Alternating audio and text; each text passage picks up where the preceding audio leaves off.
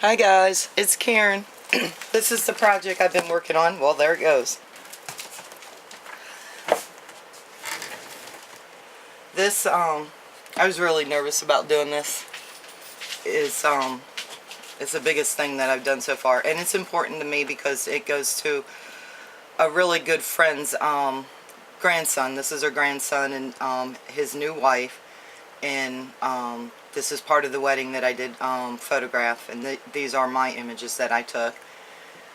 And this is our gift to them for their wedding present. And this is it's a canvas. I might need to zoom out a little bit more, turn this something. Hold on. Oh, there you go. And I think it's like 11 by 14 canvas. And I got it at Walmart. And then the lace, I bought lace fabric. You can see it on the back. And I attached the lace fabric. I Mod Podge the front of my canvas and the sides and stuff. And then laid it on there. I had already laid my lace fabric down and put the canvas on top of it and then cut it out like that, and then flipped it over and Mod Podged everything, let it tack up, which doesn't take long with Mod Podge for it to get a little bit tacky, and then just laid it down on there. And then Joe helped me actually figure out the sides so they didn't come out all loopy and thick and bunched up. And I started pushing down on the sides with it, and then when it came to here, you know, it does like a pitch tent sort of, and if you cut it straight into that corner, then you can take one edge, fold it around, and then pull this back up over it, and it'll lay flat, it'll lay right into there. So that's how I did that. And then I did Mod Podge on top of it on the back. I was afraid to Mod Podge the top of this because I've not worked with it a whole lot, so I didn't know where this lace is so fine. I was afraid that you would be able to tell there was glue on it because, you know, the holes and stuff, and it would fill it in, and I didn't want to do that. And the lace is thin enough, so with the Mod Podge, I didn't have to Mod Podge over top of it. But where I did do it on the sides, let's see if I can zoom in here a little bit. Where I did do it on the sides right there, you can't tell. Once it dried, you can't tell at all, so it would be okay to Mod Podge over top of the lace. So I may try that on the next one I do. I have a wedding that I'm going to be shooting for a young lady next weekend, and she's somebody we've known her whole life and just adore and love her. And so I will be doing a bigger one for her now that I realize that I can do it. And they come out looking decent. So, and then after I Mod Podge, I measured out my laces, and then I did try to use where is it? I did try to use glossy accents to hold the lace down to the lace background, and it didn't take it all. It didn't tack up or anything. So I had to use the hot glue gun, and but I didn't get burned. That's a good thing.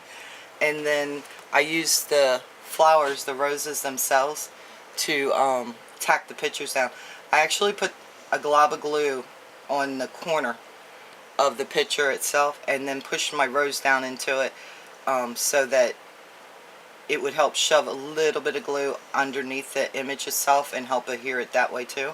So I did each of them like that. And then these are pearl sprays that I ordered. They were half price on Hobby Lobby online, so I think I got them last month, and that's 2 of them. And then of course my Wild Orchid Craft roses. These are the 30 millimeter. The wild rose is 30 millimeters, and then these are the 15 millimeters. You can see that. And then over here I used the no, these are the 10, and then over here these are the 15 millimeters.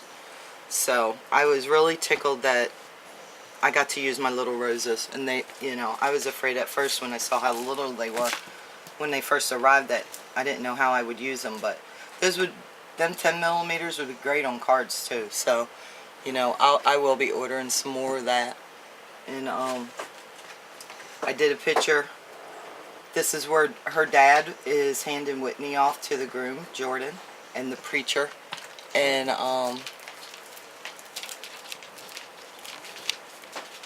then here is when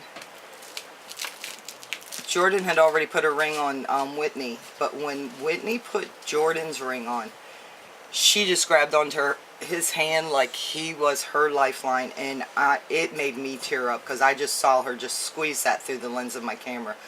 And it was important for me to make sure I got this image for her, because I'm sure she'll remember it too.